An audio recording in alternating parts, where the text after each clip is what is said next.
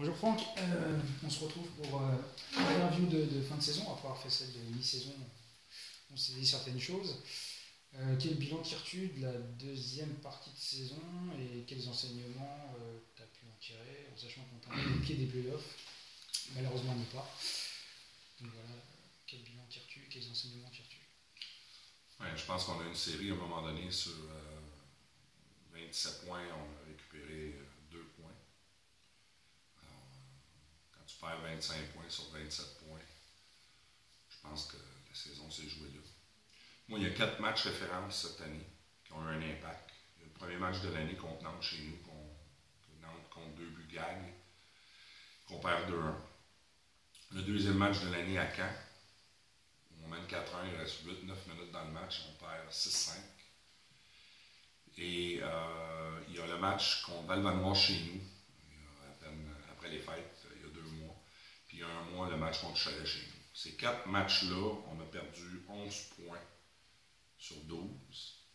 Juste ces 11 points-là nous mettent 4e pour finir l'année. Donc au classement général. Fait que je pense que c'est drôle, mais la grande analyse que je fais, c'est est-ce que je change tout l'effectif après la pire saison du club depuis que je suis à Neuilly? Ou est-ce que je corrige un peu ce qui nous manque et puis j'essaie de garder une forme de stabilité? Parce que justement, il y a 4 matchs références qu'on a vraiment. Tu peux changer toute la dynamique de la saison. Fait que l'analyse que je fais de tout ça, c'est vraiment jusqu'à quel point d'aller avec beaucoup de joueurs français, ce que les autres équipes ne font pas. Il y a une autre équipe qui a beaucoup de joueurs français, c'est Mont-Blanc, qui ont passé de la Magnus à D1 à D2. Est-ce que nous, qui avons énormément de joueurs français, puis vu qu'on les fait tous jouer chez nous, est-ce qu'en ayant juste 2 étrangers à l'attaque, on ne sait pas un petit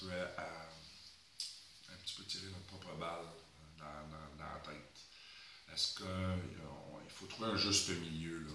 Peut-être pas aller à 6 étrangers ces 2 premiers blocs comme les autres équipes, puis mettre le reste sur le banc, mais avoir un meilleur mélange peut-être de 4 étrangers à l'attaque, mais qui ont un impact direct. Puis le bilan, il vient un peu par rapport à ça. Je pense que notre manque de réussite offensive, quand tu domines pendant 8 minutes en zone adverse, et que l'autre équipe vienne une fois dans ta zone, et puis qui compte, toi, ça affecte le moral. Ça ne changera pas. Ça a un impact direct.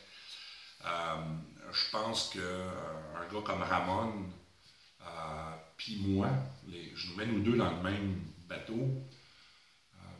On est 2 personnes habituellement qui sont très organisées dans ce qu'on fait nos choses, mais devant la situation de défaite, vu qu'on n'avait jamais vécu ça, les 2, on a commencé à s'occuper des autres, puis changer un peu notre manière de faire pour essayer d'en donner plus un coup de main à l'équipe et s'en sortir. Je pense qu'on a fait une erreur là. Puis je dis Ramon, même si c'est un joueur, mais Ramon, on sait tous que ça a un impact direct sur notre équipe. Et puis, lui, à vouloir aider énormément, par la force des choses, il a accordé moins de temps à lui-même. Alors, pas dans sa préparation, hein, c'est pas à ce niveau-là. C'est juste que quand tu te laisses avoir un impact sur toutes les choses qui sont autour de toi, que tu ne peux pas contrôler, ça t'affecte dans tes propres performances. Puis moi, j'ai fait la même erreur. Alors, à vouloir sortir du schéma qu'on s'est fixé et qui fonctionne très bien chez nous, puis d'essayer d'adapter avec les joueurs qu'on avait pour leur permettre de réussir, je pense que j'ai fait une grosse erreur là, où j'aurais dû rester dans notre schéma, puis tout simplement aller chercher ce qui manquait pour notre style de jeu, notre style d'équipe. Et alors je me mets extrêmement responsable par rapport à ça. Je pense que ça a eu un impact sur faire les playoffs. Alors tu vas dire, ben là, est-ce que c'est toi, à cause de toi, qu'on ne fait pas les playoffs?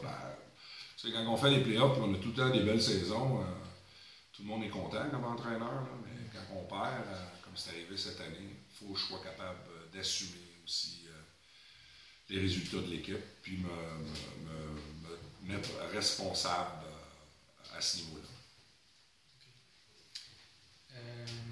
Pour l'an prochain, on se dirige vers quel type d'équipe? Une équipe rapide, jeune, physique, avec quels objectifs pour le club? Est-ce que c'est de refaire les playoffs, reviser une montée éventuelle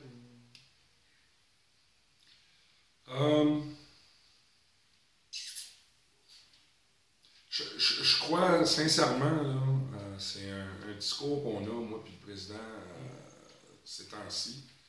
On veut trouver un moyen de pérenniser. C'est vraiment le terme qu'on utilise, puis je le trouve très adéquat. Il faut trouver le moyen de pérenniser l'équipe dans la structure que nous avons et d'aller en chercher le maximum au niveau résultat.